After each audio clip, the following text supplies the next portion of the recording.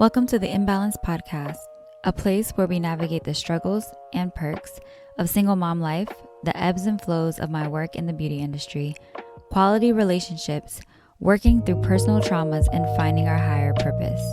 Sounds like a lot of struggling? Well, it is. So grab a drink and let's try and balance it together, because who said we have to navigate through this chaos alone?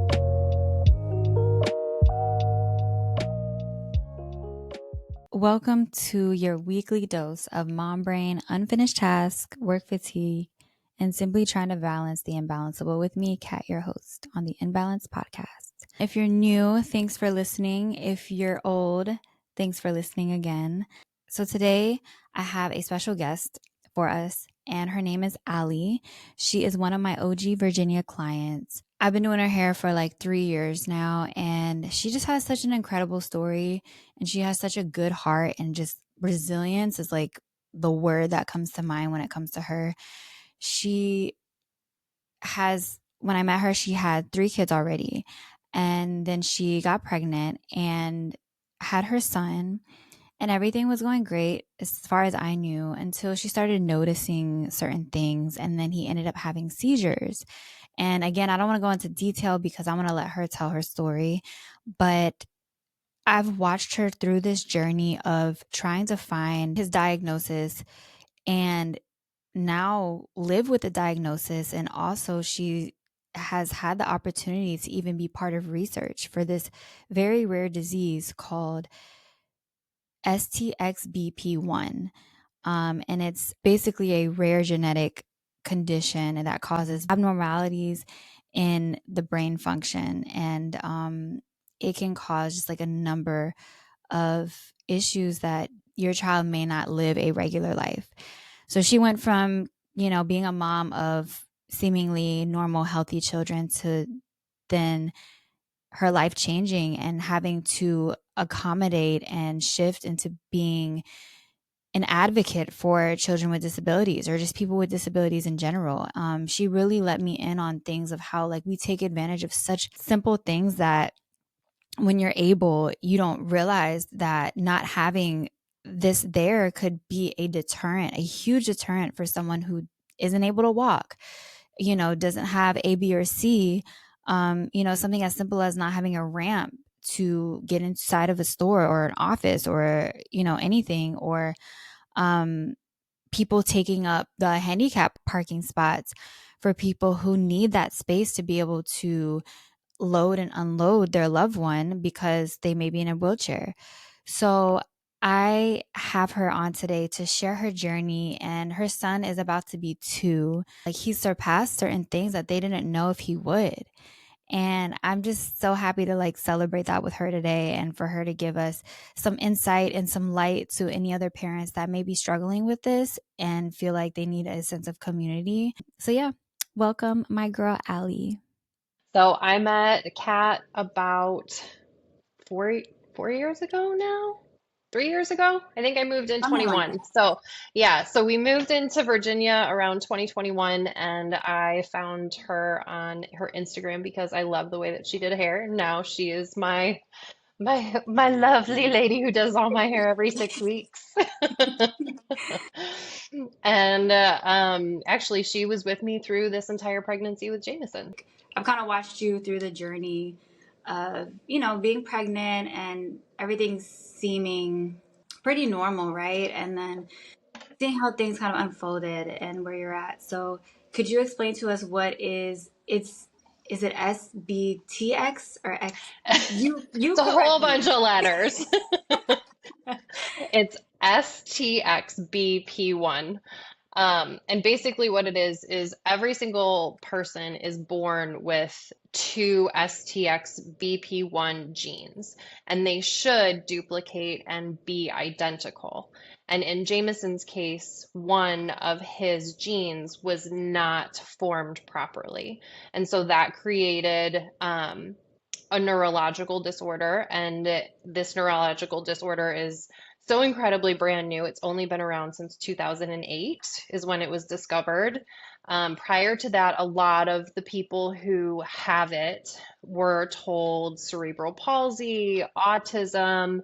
They kind of just put people with this gene mutation in those two categories. And so that's how people would get labeled essentially before they actually found the genetic testing and they were able to put them in the right place, I guess, and treat them as an individual with a specific condition. And so it's a neurological disorder. It comes with epilepsy, developmental delays, and tone. So you can have low tone or you can have high tone. It just depends on how your body develops. Well, I'm glad that Jameson has the ability to like have that help now. You know what I mean? And that even though it is fairly new, it's like, okay, it's still promising, right? Mhm. If you would like to share some of the signs that Jam displayed when you realized that like there was something wrong. So like we said, my pregnancy was really kind of normal. It was all going along really perfectly. Hindsight is always 2020 because I remember sitting on my couch at night and like feeling little flutters that felt a little bit more fluttery versus the typical kicks that you would feel whenever you have a baby in your belly. Mm-hmm. Um, and then he was born at 37 weeks, so he was a little bit early. And he had a little bit of trouble nursing in the beginning. And again, now it makes a lot more sense. Before they just kind of chalked it up to him being early. He had a little bit of reflux. He was jaundice, but he was still kind of developing as any typical newborn would be who was born a little bit early, like just on Mm-hmm. that window that they're able to be born. Right. Um, Early, like late enough to not be early, but early enough to be early. So, Yeah. Yeah. um, so we went through, we started seeing our pediatrician more frequently. He was dropping weight. And I was a nursing mom for he's my youngest of four. I don't know if we said that or not. But he's my youngest of four. So I'm kind of used to the differences whenever you have a newborn and what to expect. And nursing has always come pretty, I mean, not easily, but it came well for my other kiddos. And so he struggled a little bit more, but we persevered. Around 3 weeks old, he started making these twitching movements, and it started with the right side of his leg. It was around 4 a.m. and I felt it, and I knew it was just not right. So I ended up telling my husband about it and saying, "Hey, I'm going to keep an eye on this." And he did it sporadically throughout the day. It really started as kind of just a random thing that would happen. And then other things started happening, like his eyes were twitching to one side. And um, I kind of linked it mostly to happening after he would eat. So then he would spit up. And so that was a lot of people were saying probably reflux. So I ended up taking him to the pediatrician. And at that point, they were just so minimal that I didn't have any kind of videos or any way to show them what I was actually seeing. And I felt kind of crazy just Mhm. as a mom, like, am I being that mom? Which you cannot be that mom. You're never going to be, and no mom is that mom because no matter what, do you feel something is up with your kid? Something's probably up with your kid. You just Right. have to really listen to what your body is telling you because you just know, you know. Mhm. And so we went to the nurse's office and she said, let's give him a couple of days, see if it calms down. I don't want to put on reflux meds because they're pretty heavy and they can be a lot for an infant. So we gave it a couple of, well, 30 minutes. We got in the car, came home. He was in his car seat and sleeping. So I got some things done around the house and I went to go get him out and his whole body started going. I was Mhm. able to get my phone, took a video, sent it to the nurse, and within 10 to 15 minutes, she was calling me saying, this is a seizure. You need to go to the emergency room now and keep videoing, keep taking videos. So my husband came home from work. It was the day before Thanksgiving. We went to the hospital and they admitted him. And they've essentially said there's three possibilities. The three reasons that this would be happening is because his brain wasn't physically developing properly.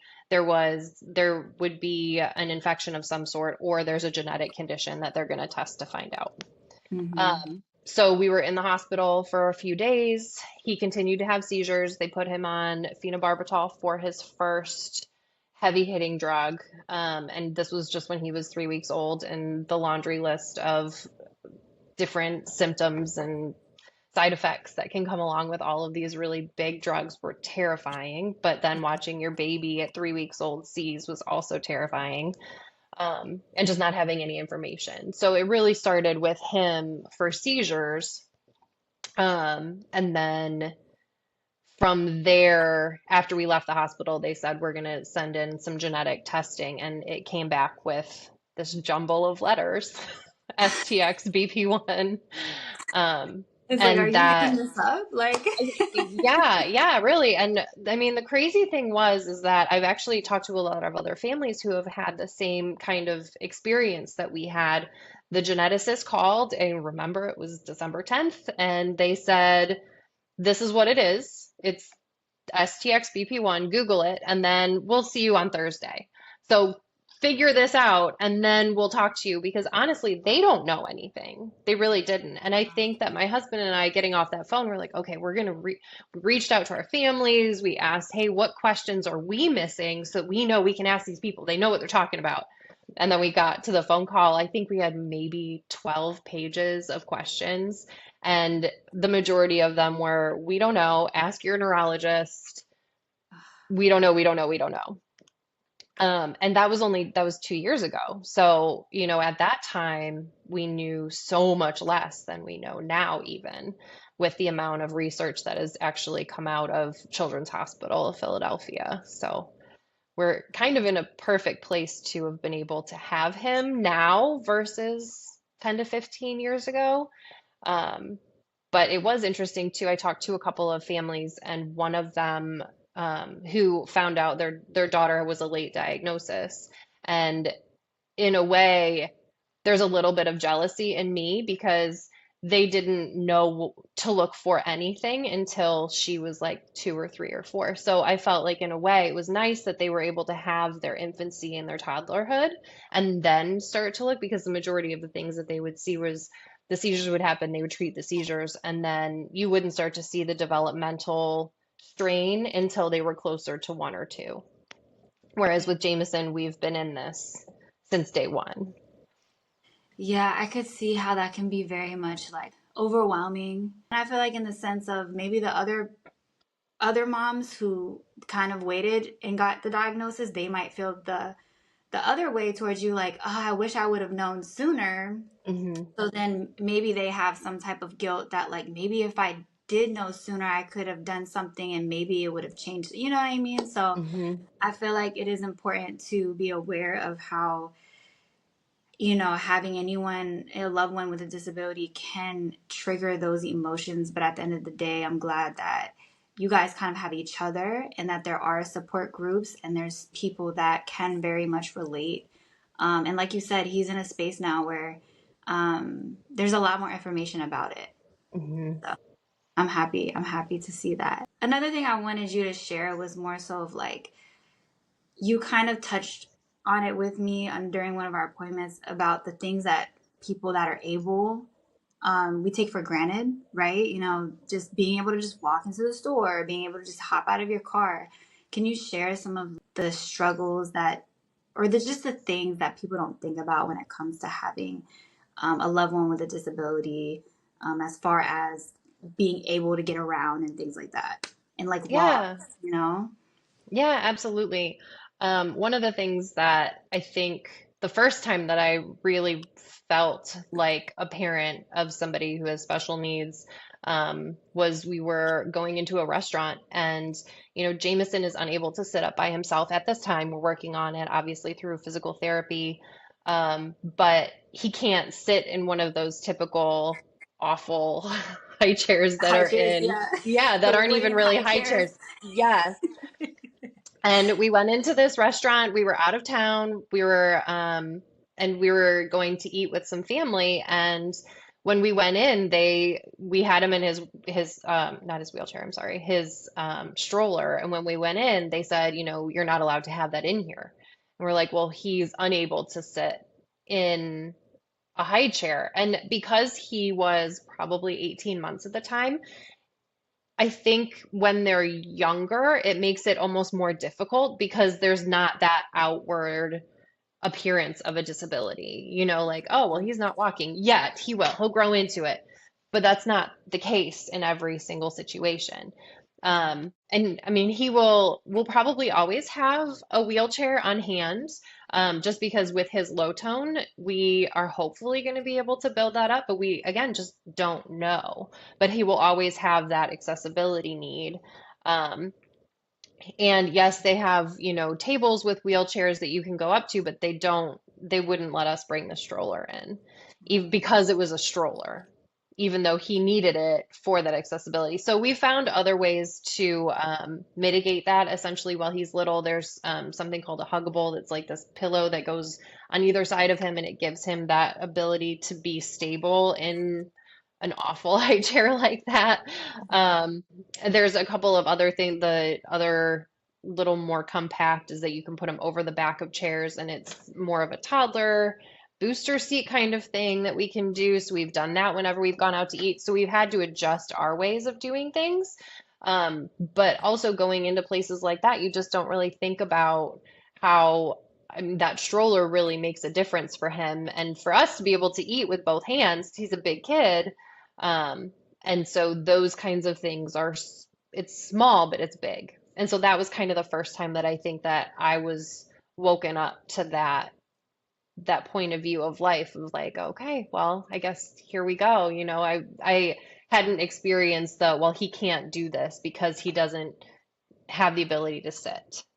Right. It's kind of like you don't know until you're in that situation, like, oh, wow, like I have to problem solve. I think the conversation that you and I had was about like a motorcycle that was parked on the sidewalk. And I mean, had he had his major wheelchair, he wouldn't have been able to go by. And, right next to it is this curb. So how do we do that? And so having a motorcycle or bicycles parked in the middle of things, that makes life difficult for people with wheelchairs. The other day, I saw a friend who was trying to go, I think actually to a brewery with her family, and her daughter is wheelchair bound. And they ended up having to park all the way in the back because somebody without a handicap accessible sticker on their car parked in one of the handicap parking spots. Wow. It's just because it's easier for people who don't have any kind of disability doesn't mean that you're not impacting someone else. Even if you're running in for a second and you're just leaving your car, it matters because Right. that person needs that accessibility for a reason. Those things are there for a reason. Yeah. And we can have cars towed because of it, but we don't want to. Just park where you're supposed to park. Walk a Right. little farther. It's okay. And then Yeah. insurance is another piece of that too. Is right now we've been very excited because we've been trying to get Jameson a special powered mobility. Um, it's not a chair, it's called a permobile, and it's kind of specialized because it makes it so that he still puts weight on his legs, and it kind of Mhm. gives him that vestibular input where he's like, oh, okay, well, I'm putting weight here and I'm moving. So there's some research that shows, if you're able to move forward and still be putting that pressure, your brain is taking that into consideration, and it gives us a little bit more of a possibility of maybe him walking one day.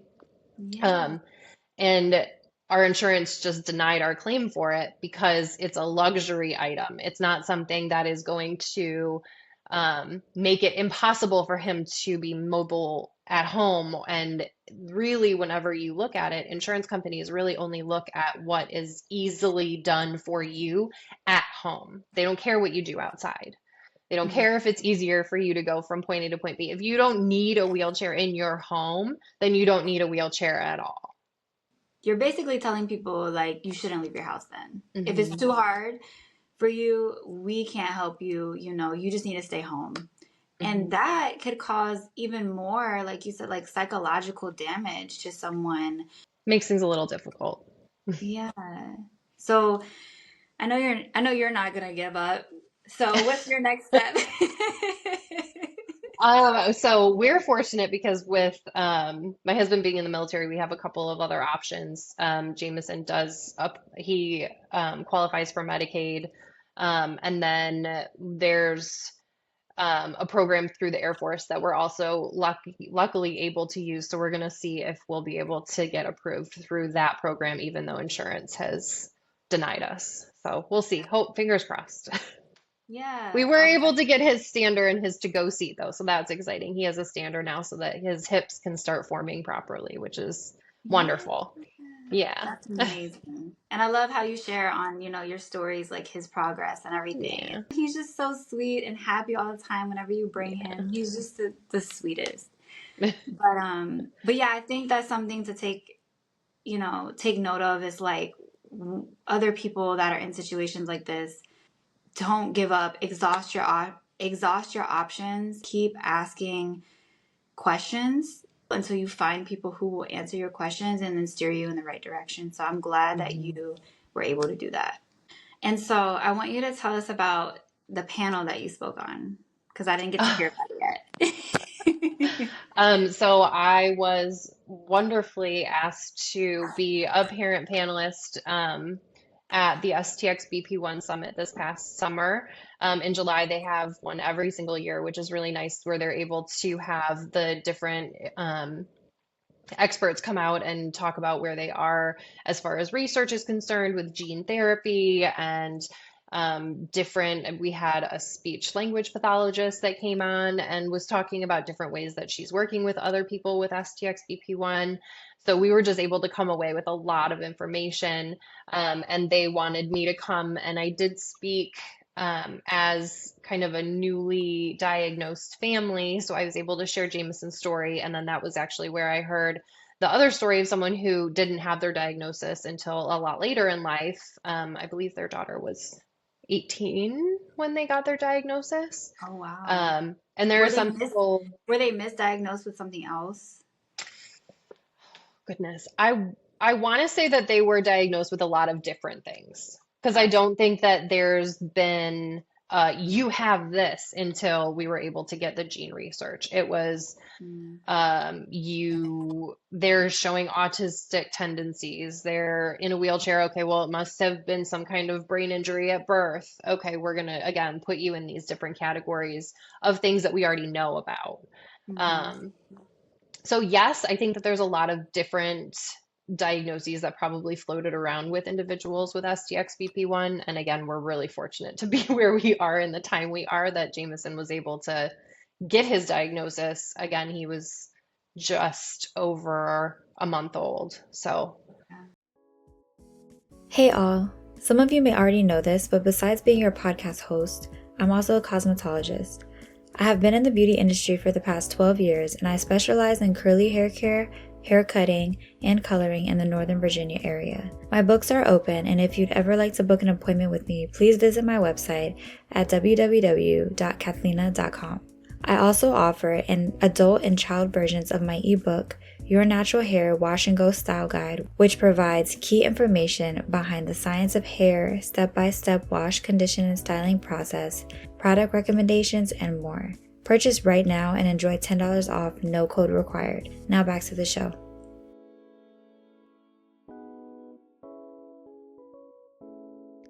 at the summit, it's pretty amazing because you're able to have all of these families come from all over the country, I mean, and the world, that and have them come together so you get to see kind of what works for them, what hasn't worked for them, what issues are they fighting for? Because everything changes and everything is so different state to state. I mean, what is here is different in Maryland, and we're 30 minutes away, you Yeah. know, and learning about what school is going to look like and those kinds of things. It was just really fascinating. And then I was also asked to be on a parent panel where they just kind of asked different questions along the same lines of like, what have been your challenges? What have been the things that you've learned? What is the differences between all of you on stage to where we are now? So it was a really, really cool, very invigorating experience because we got to see other people at different ages and stages with the same condition our son has. So it's pretty amazing. Yeah. I could only imagine. It felt like you were in a place where it's like it's normalized to have those Hmm. same challenges that you guys went through, and it's not like you guys, it's like you can relate so much to everybody. Um, what do you, what advice do you have for parents who may have like a new diagnosis with their child, and like, what do they need to do to move forward, like mentally, you know? I have a really dear friend who gave me the best advice, and it was meet him where he is. And I Mm-hmm. didn't fully understand that at the time.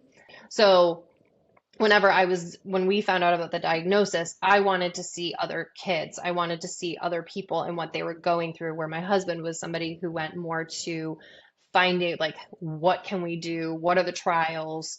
And he kind of did that deep dive down into all of the things. And I remember reading he won't walk, he won't talk, he won't do this. And for me, that was just crippling because you just don't know. And at that time, we didn't know what kind of a spectrum we were looking at. I mean, Right. there are people who are wheelchair bound, there are people who are not communicating, but there are ways that we can find that they can eventually figure out ways to communicate and they can be mobile. So instead of just saying, not going to walk, not going to talk, let's move the rhetoric to how are we going to give this person a way to communicate? How are we going to give this person a way for independence? How are we going to give this person a way for them to move? Instead of looking at the greater picture, it's like, let's focus in on what we know right now, what we see Yeah, right now, so then we can help them. yes. And so right now, where are we right now? Okay, we're two, we're not 22. So what does he need right now? He needs to make sure that he is gaining weight. He needs to make sure that his bones are going to be developing in the best way possible. What do we need to advocate for right now? And so always meeting him where he is just means just that. Like we love him for who he is, not who we're supposed to be. Or, okay, well, he's going to be two. And though it is difficult, I have friends who have kids who are around the same age, and I did pull back from them a little bit because it's hard for me I think it's more of a wake up call whenever I see kids around his age, um, where, when it's just me and him, he's just jam. He is where he is all the time. But then whenever you see kids who are around the same age, then it's kind of that reminder of, oh, okay, well, this is where you should be. And that was more of a that's my selfish mental issue that I needed to kind of figure out how to move forward. Because he also deserves to be able to be a part of peers and get to know Yeah. them. And they deserve to get to know him too. So I think I'm in it as far as a mental state. Now I'm in a little bit better of a spot. Um, but finding that place of meeting him where he is in all aspects of his life. It's still a work in progress, but that's probably the best advice that I would give somebody is just meet your kid where they are, not where you expect them to be. I also feel like that is great self awareness that you have, even though it may feel selfish, but it's only natural to then compare, where your child is versus where you see your peers' children and even your other children. You knew where they were at 2 years old. And so it's kind of like you have to mourn who Jam would have been, without his disability. But I'm glad that you were able to be like, no, like I want him to experience that. Like Mhm. you kind of have to just train your brain and your emotions. So then it doesn't have to be such a sad kind of process. Exactly. Yeah. It brings the joy of who are you versus, oh, I wish that you were here. Because of course, like Yeah. I would love for him to have had those same experiences, but at the same time too, our family is so much richer and so much more close because we were able to lean on each other, and my kids will have the ability to be able to speak through, I think, a lot of these different things that other people don't understand. They've had all of these experiences that are challenging, but they're also beautiful, you That's what I know. was gonna say. Like that's a really beautiful experience. Like they'll be able to advocate for him. Hmm. Like that's my little brother. Like, I can only imagine the love that they have for him. Hmm. So and yeah, like they would have never, if they've never experienced that, they wouldn't have maybe understood any other people dealing with disabilities and like how that affects people and stuff. So I'm happy for them too to be able to like go through life with a little extra light, you know? Yeah. And there's another little piece. I don't know if you know this about me, but I actually have a brother who has special needs too. So I was able to come. I think that that was more of my sadness when we got the diagnosis, was knowing how hard it was as a sibling growing up with a nonverbal sibling, who did take a lot of my parents' attention and time. And obviously, as it was just me and him. I was the older one. And so I have a different memory of my upbringing, and it's wonderful, but there's also that sadness of like, I don't want my kids to feel the way that I did at times. And my parents did a beautiful job with us. I mean, I can't Yeah. say that enough. My family's incredible, and my parents are wonderful, and they definitely did the very best that they could. And coming from that to putting the idea of my kids going through the same things that I did, that was hard for me to come to terms with. Yeah. It's good, it's exciting now, but I think at the time there was a lot of sadness of, there are going to be times that I'm going to have to just be whisked away, and I'm a stay-at-home mom. Like, my job has been my kids. My kids are everything. They're extremely resilient now from all of this, but there were times that, it was, hey, Jameson's had doing this. I have to go to the emergency room. And, then not being home for 2 or 3 days. So that Yeah. was really difficult, especially when they're constant. Um, so we're very fortunate that we have such a wonderful community around us, that they have friends that I could just pick up the phone and say, hey, go time. And then they all Yeah. kind of disperse. And luckily we Yeah. haven't had to do that in a while, knock on wood. But yeah, in those early days, it was really hard to have to be at the hospital, but wanting to be everywhere else too. Yeah, yeah. And I mean, the hardships of motherhood to begin with, and then on top of this. But yeah, I want to highlight your parents too, because your parents are so awesome. Like, how often they come and they visit and they help. And I just think, because they don't live, they're not local. So, No, no.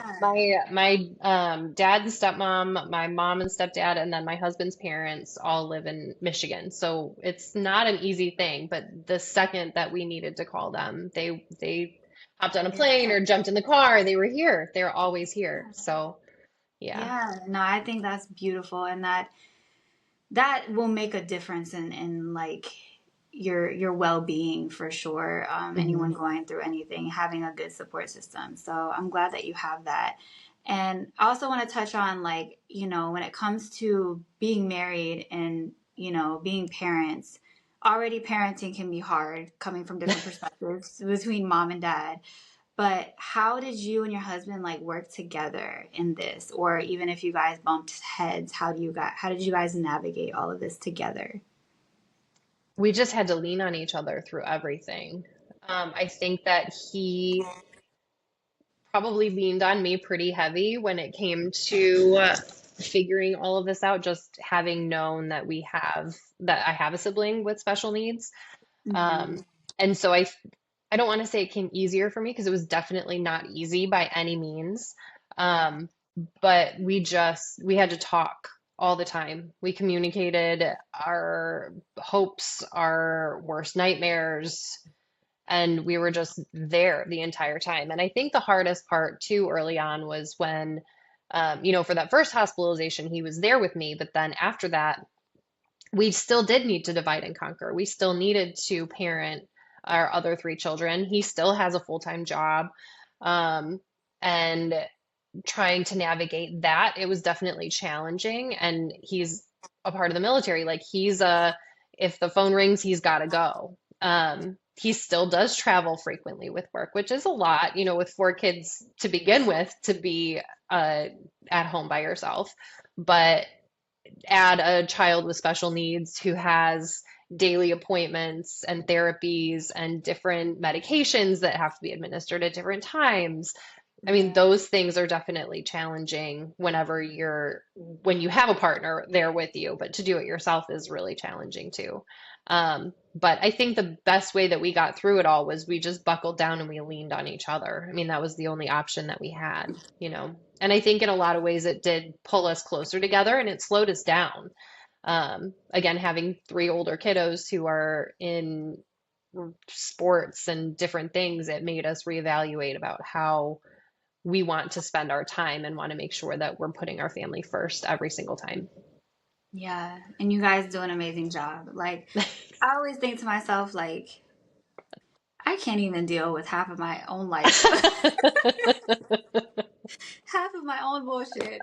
Like, I just, so when I see you come sit in my chair every, 8 weeks, 10 weeks, and it's like you still make it happen. You still take the time to do the thing, even if that's the only thing that you do to yourself for yourself, you still take the time to do that.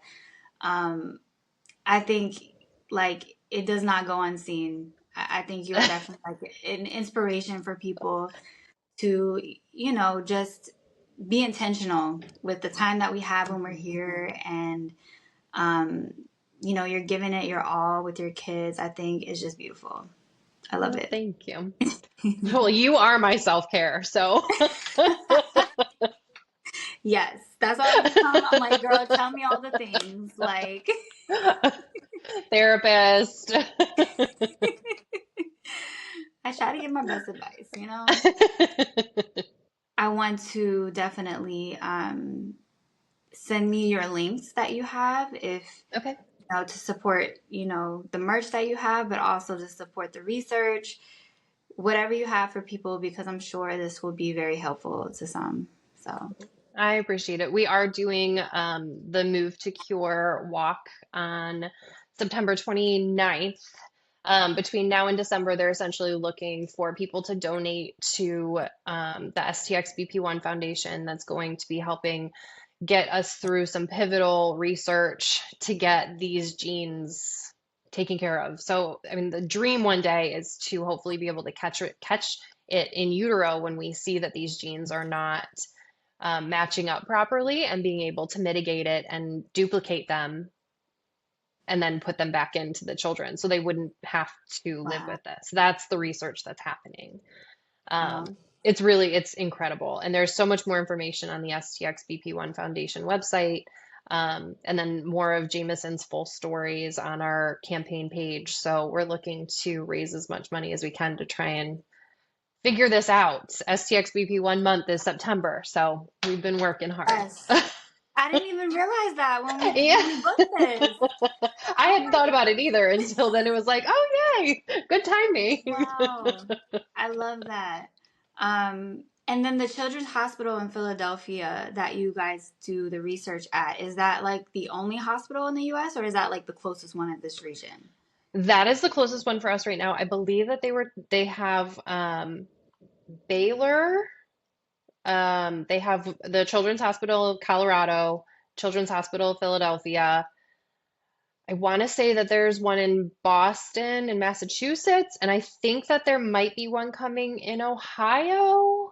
Okay. So they're trying to expand because they're finding a lot more people with these genes. I mean, every mutation is different, which makes it even more fascinating, Yeah. um, because no matter every single case is different. Um, and so the more I think that they're just trying to open up as many places because they're seeing that there is such a need. And now that we're learning more about these actual genetic mutations, that might give us a little bit more insight into people who have only been diagnosed with autism or only been diagnosed with cerebral palsy. There might be something else there that they had been missing for so long. So it's really just an amazing time to be alive. And every moment that goes by, they're finding new information out for genes and genetic research. Wow. Because, yeah, this can change the game across the board with a lot of Mhm. other, like you said, brain functions and things like that. And then, so last thing, what are some obstacles that Jam has overcome that you thought, or they told you that he wouldn't? So he Oh my goodness, or that boy have you has just done? come such a long way. I don't know. How do I pick a couple? Um, Yeah. he, so we're still working on the mobility piece, but he will roll to get things specifically. Um, he understands, I think, a lot more than what he was expected to understand. Like we can give him choices and he'll choose the choice of the thing that he wants, which is pretty Mm-hmm. cool. Um, he is very vocal. So just having more consonants coming into um, his daily sounds has been really cool. Um, so like the mum, ba, ma, ba, ba, ba, that those are things that you usually hear around like a 6 month old. He's Yeah. gradually getting there now. He's extremely attentive with people. He loves people so much. Yeah. So that's been really cool, especially with his older siblings. I think that he is where he is because he wants to be with them and do everything that they do. Um, what else is he doing? He's putting pressure on his legs. We're working on army crawling. Everything is just minute by minute. So, I mean, he's working so hard to get where he needs to be. Today, he drank out of a straw. That was really cool. Oh my God. I love Yeah. that. So that was at feeding this morning. For the first time, he actually was able to get the liquid through the straw by himself, which was amazing. So that's really cool. But I mean, those little things are huge for us. Yeah. Yeah. Yeah. Oh, well, congratulations on that. Thank I you. love to hear it.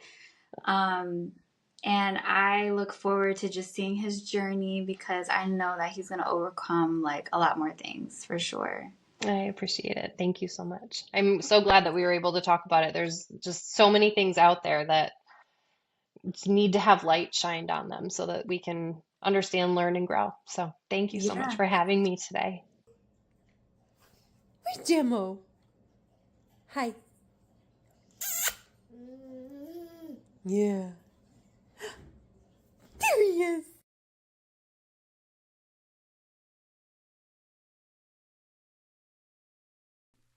Let's stay connected.